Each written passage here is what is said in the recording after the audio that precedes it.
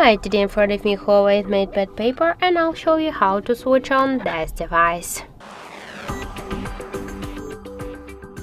So just to turn on our device, we can see that now the tablet is power off.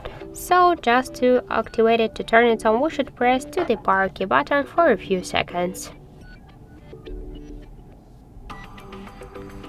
And after that, let's wait a couple of seconds. Now we can see here the Huawei logo. Just wait a couple of seconds, and after that we can see that our MatePad Paper is successfully activated. So that's it. That's how to activate Huawei MatePad Paper. And after that, just enter one from your protect methods. So we can see that we just successfully turn on our tablet.